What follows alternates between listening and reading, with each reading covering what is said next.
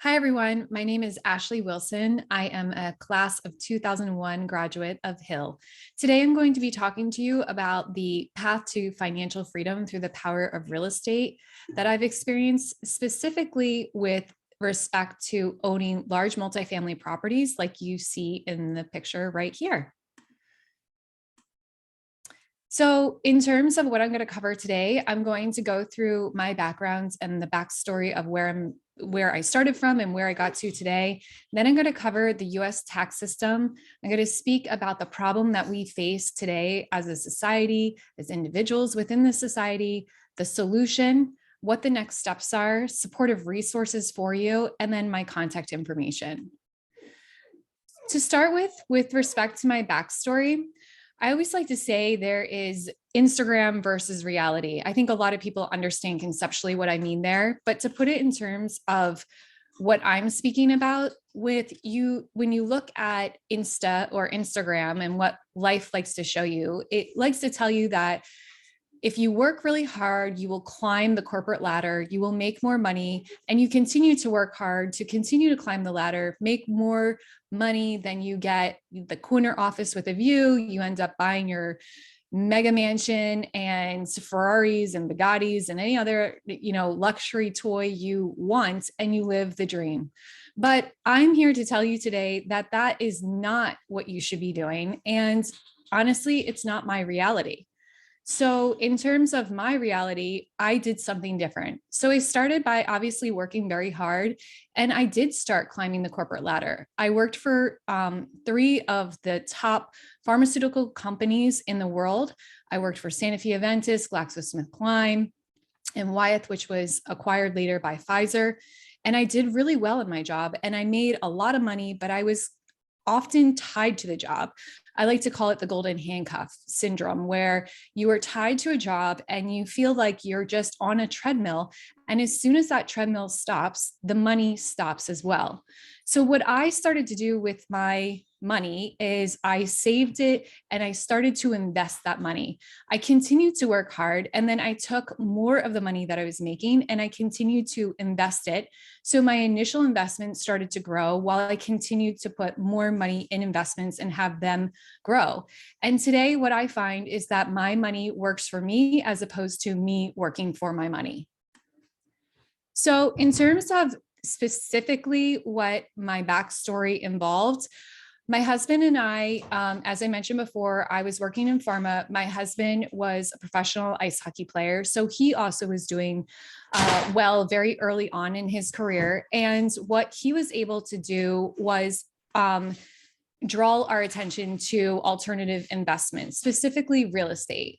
So what we were able to do is we were able to purchase a property. And then what we did was called house hacking.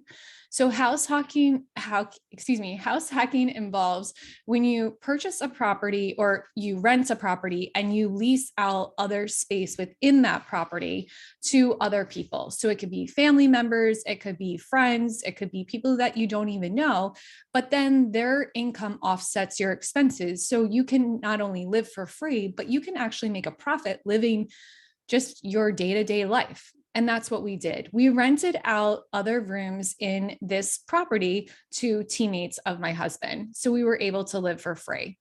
We continued to do this with a few other properties. And as my husband's career took us overseas, we then transitioned into flipping houses.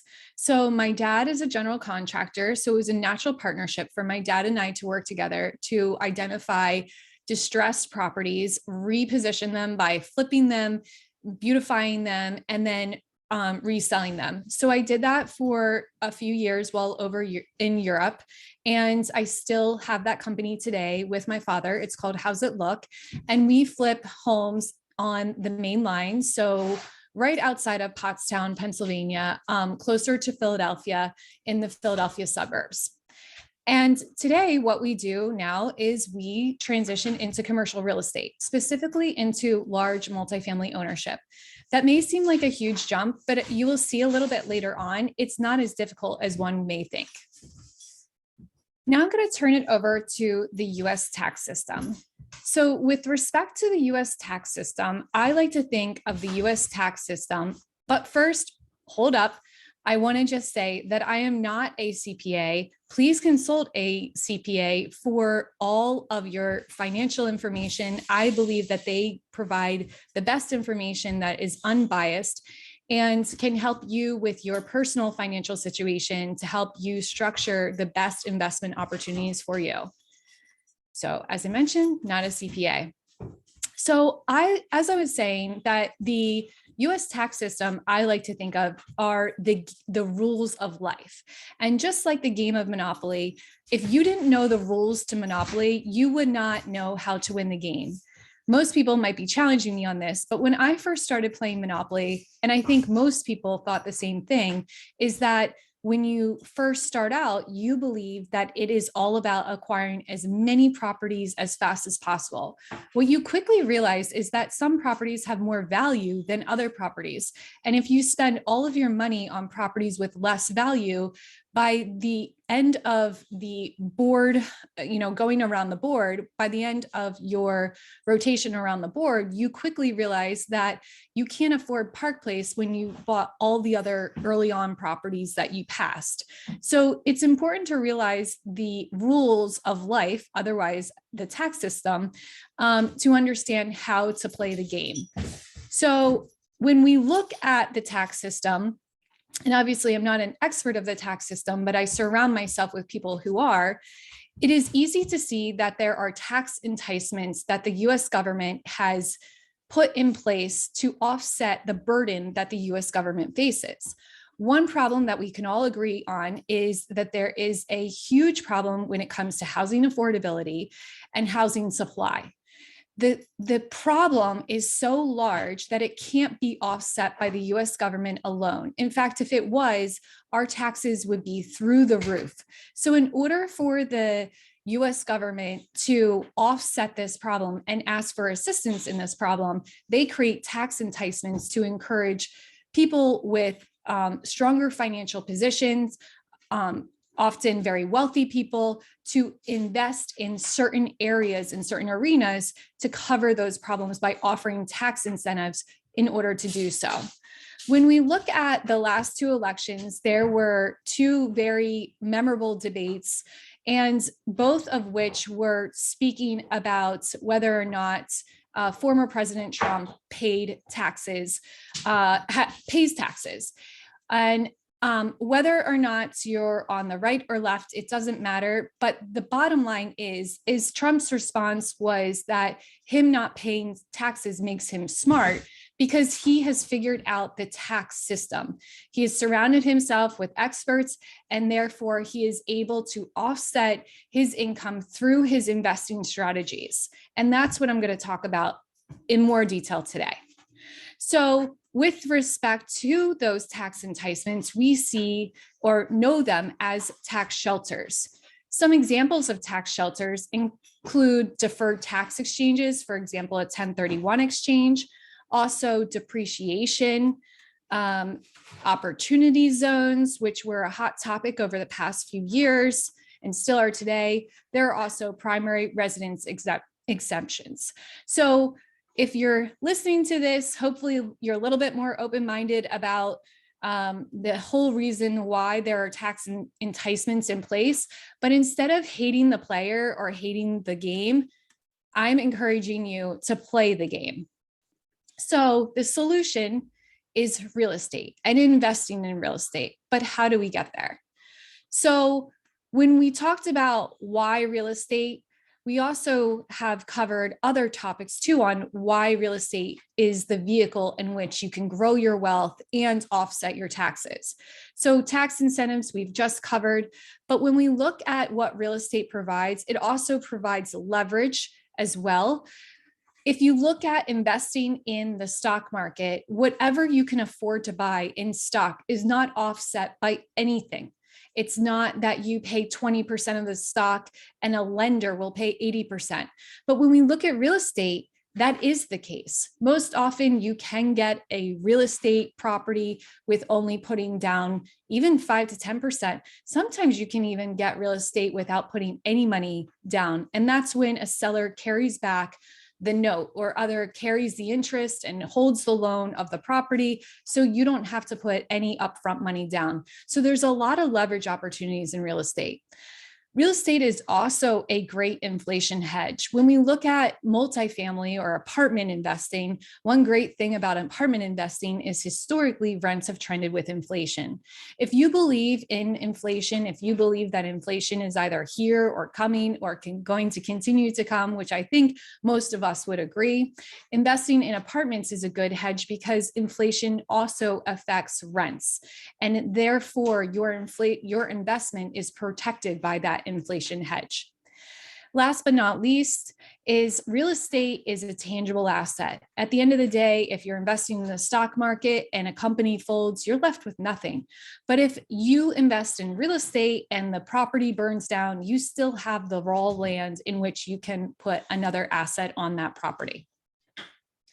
When we look at historic returns of real estate, we look at all of these different asset classes within real estate. And this is a graph on the REIT sector versus the S&P 500 over the course of 94 to 2017. And these metrics are actually a little bit more conservative than if you were to invest directly with an operator as opposed with a REIT. So if we look at the S&P, the average is 7.5%. If you invest directly, the historic average of the stock market return is actually 8%. When you look at apartments, it's saying it's at 13.3%. It's actually historically been in the mid to upper teens, depending on the asset class within apartments that you're investing. And then if you look at self-storage, down at the end, we're seeing at about a 17.5% return. And if once again, if you invest privately, it's more so in the low 20s. Of course, this varies by area. So just keep that in mind.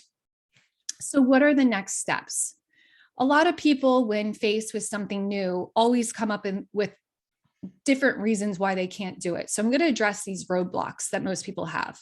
First is, I don't have any money. Well, I talked before about you can get into real estate without any money. There are different strategies there, but there are other ways you can get in by partnering with people who have capital to invest. So you can put in the sweat equity, they can provide the cash equity. Seller financing, which is the example I gave earlier, private financing, so you pay a higher cost for the capital, but that allows you to offset the financing through a private individual or party. You can leverage time for money that we spoke about before with respect to sweat equity. You can house hack, for example, like what my husband and I did when we first got started in real estate. Roadblock number 2, but I don't have any experience. Once again, you can partner with people who have experience. You can learn. There are so many resources today that weren't available 13 years ago when I started in real estate. YouTube is a phenomenal resource for not only finding how to do DIY renovations of your house, but also to learn how to actively and passively invest in all different asset classes. You can also invest passively too. So you can find operators that have experience, that are very trustworthy and professional, and you can actually invest with them passively and continue working your W-2 job, but also passively investing along the side, which I have done as well.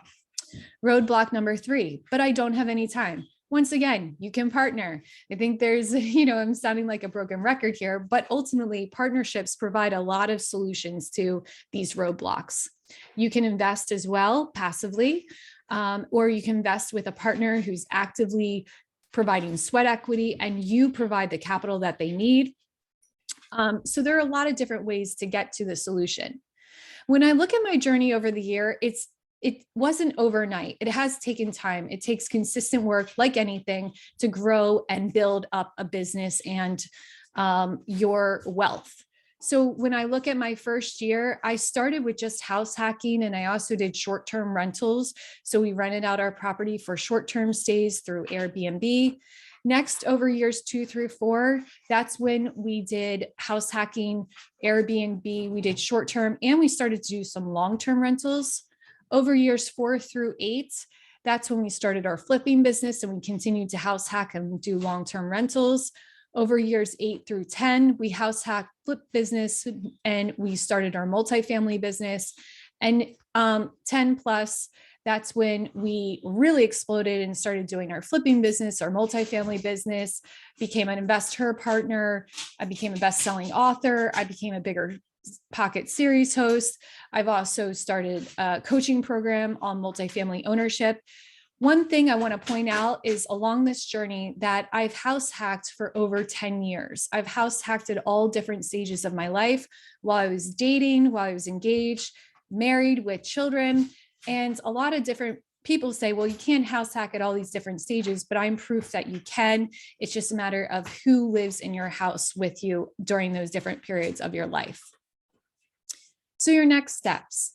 I've alluded to this earlier that you can passively invest, but you can also actively invest, which means you can actually go and physically do all the work.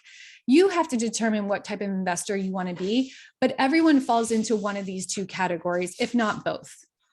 So if you're a passive investor, or an active investor, really, there's three components to every deal, but it becomes of more importance to a passive investor because they are vetting deals.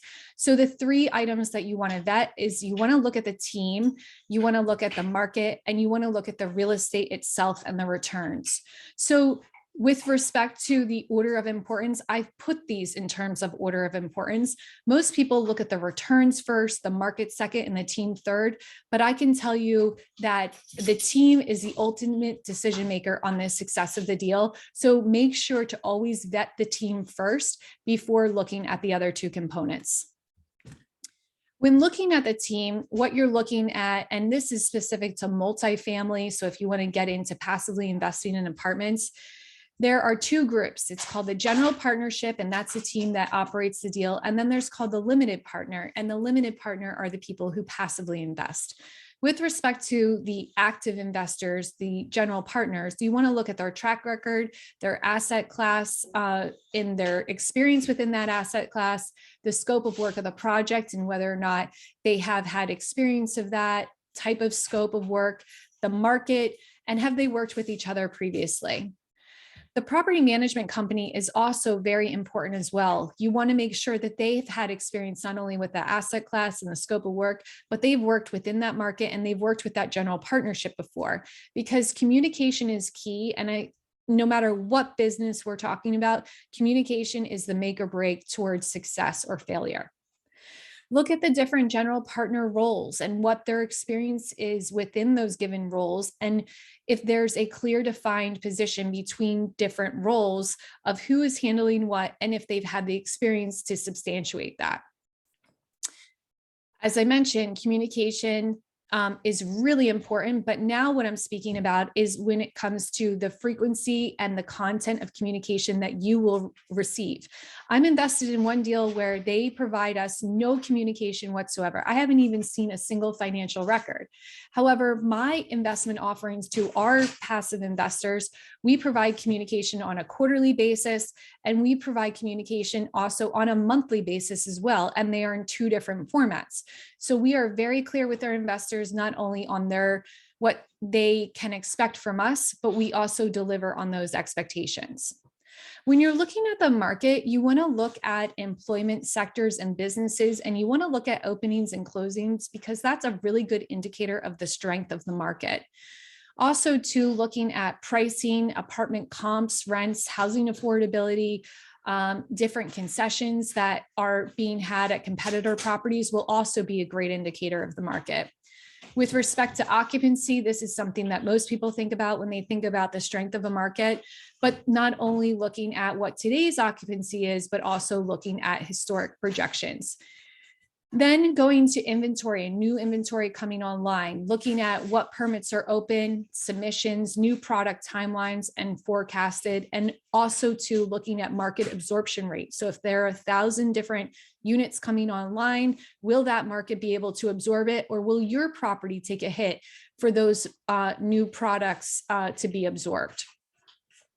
And then last but not least is obviously looking at the news and understanding, what type of X factor could potentially be impacting. Today with COVID, we obviously see this X factor in full effect. So noticing how the impact of these different types of just one-offs, or maybe it's legislation, could be impacting your business.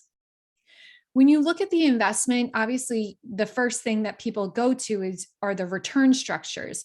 But what you want to see is, what are those return structures based upon? So what are the underlying assumptions? Are the returns based on something that is naturally occurring in the market that they're forecasting out? Or is it something that they have more control of, which we like to call within the industry forced appreciation? Because multifamily evaluation is based off of the net operating income, the ultimate value that is created, or the largest value that can be created on most of these properties, is due to forced appreciation, which means that you have the control over increasing the rents, decreasing the expenses, or a combination of the two, which then you can force your net operating income, which then obviously increases the value of the property. You also want to look at fee structures. Fee structures are charged by the operational groups, and you want to make sure that they're aligned with you as an investor. If a company is having a heavy fee schedule up front, but they have actually not even performed to warrant those fees, that creates misalignment. Make sure that the fee structure is consistent. The splits between the returns are aligned with you as an investor and what triggers those different fees. The underwriting assumptions can tell you how aggressive or conservative a group is. And this will also tell you too what type of pro forma they are expected or targeting to achieve. When a GP has skin in the game, which means that they've put capital in alongside your investment, and their investment and your investment are treated the same, that creates alignment as well. So understand how much the general partnership or the operating group is putting alongside with your investment. And then when you look at the property type, this is something that is specific to you. Do you have comfort in investing in a certain type of property versus a different type of property? Some people like to invest only in new assets, maybe 2021, 2022 built assets, where other people like assets built in the 80s or 90s. So make sure you have a comfort level with what type of investment is being offered. And then in terms of the type of investor you are, understand whether you want to build wealth or you want to be more in the capital preservation. Someone who wants to build wealth is someone who takes on a little bit more risk. They might like assets that are in a gentrifying area, where capital preservation, that might be someone who likes an asset that's A class in a historically performing market and newer construction, so there's less unknowns. The reality check is, unlike single family ownership, multifamily ownership, when you're speaking about investing with apartments, spans over years and sometimes even decades. So doing all this vetting, making sure that you really are covered in terms of your comfort level and your appetite for investing, is the best way to vet a deal. My final advice to anyone looking to invest and get into real estate, the order of importance always, whether it's multifamily or any other asset class, is always look at the team first, the market second, and the deal third. And last but not least, rock stars know rock stars. Birds of a feather flock together. This holds true in real estate. So once you find a really strong team, make sure that you see who they're working with and partnering with and who they'd advise, because rock stars truly do know rock stars. When it comes to active investing, there are a ton of different real estate classes. You can actually also passively invest in all of these asset classes, but here's just a sampling of asset classes that you can invest in, and probably most of them you've heard of before when it comes to actively investing in real estate. Just know you can make money in any of these asset classes, but what naturally draws someone to real estate investing in the first place is because they typically have an entrepreneurial mindset, and entrepreneurs are great at taking risks, but the downside is they're often they have shiny object syndrome. So what ends up happening is they don't stay the course. Make sure to master one before transitioning to another one, and pick an asset class that helps you achieve your overall life goals. If you do not like working a W-2 because you don't like working a standard typical job, the last thing you want to do is replace that job with another job you just created for yourself. So make sure that the asset class supports the lifestyle that you want to live. With respect to supportive resources, There are a lot of different organizations that you can reach out to. I'm a member of the Bigger Pockets organization. They have a free membership. You can access podcasts, different free learning modules. It is a great resource. It's the #1 online resource for people interested in investing in real estate. And then I've put here DIG because it's a local RIA, but there are RIAs all over the country. With COVID, it has made it even more reachable in terms of meetup.com has a lot of online groups as well. For podcasts, Bigger Pockets, I highly recommend Bigger Pockets. They have multiple podcasts on their platform. And of course, you can listen to them for free, but there are other real estate investing podcasts as well. In terms of book resources, I mentioned before that I became a best-selling author. This is the book here. It's called The Only Woman in the Room, and it chronicles 20 different women, including myself, and our real estate journeys. And I highly recommend reading Rich Dad, Poor Dad, whether you want to get into real estate or not. It's a great weekend read. Both books are available on Amazon. Now, this is a bonus section just for women here, but also obviously for men as well who'd like to, keep abreast of what's going on with us women.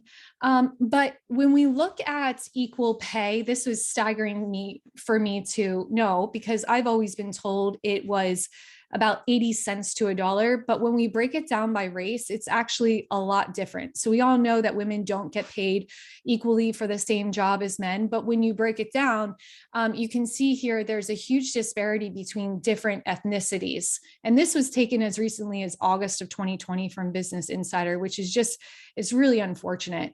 And when we map it out on a calendar, I think this becomes even more drastic in terms of the visualization and what we're seeing today, which means that a man can work a single year, but a woman, an Asian woman, has to work, 13 and a half months longer, 13 and a half months to that year that the white man works for the same amount of pay, to the extreme of an Hispanic woman almost working 2 years to a white man working 1 year. So these are some challenges that we face as women.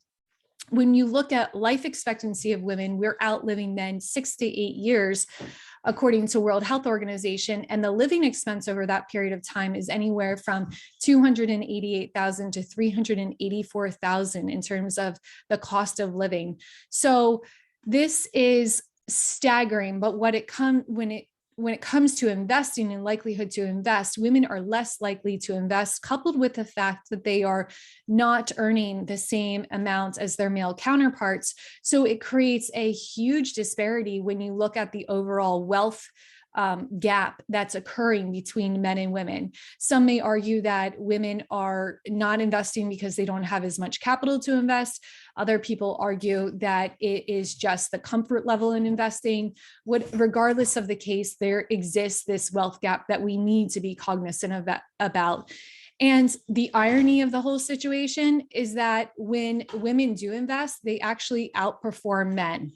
So unfortunately, though, when we look at COVID and what's been going on with COVID, this has been known as a pink collar recession, otherwise known as a she-cession. And women's unemployment has been staggering because of COVID. You look at these metrics here where women's unemployment went from 2.7 to 11.5 over just a short period of February to April of 2020, while men's unemployment went from 3.5 million to 11 million over the same period of time. And what we're noticing too, here's another statistic, but what we're also noticing is women are not returning to the workforce like men are as unemployment drops. So this creates an opportunity, obviously, for women to change careers. And that is what I'd like to, propose today is women look towards real estate, because real estate provides not only freedom for you, but the ability to control your future and to control building wealth and creating the lifestyle that you want to live. So with that, I would like to thank you for watching. If you'd like to get in touch with me, you can on Instagram at Badass Investor, but you can also visit my company website at bardowninvestments.com. Thank you very much.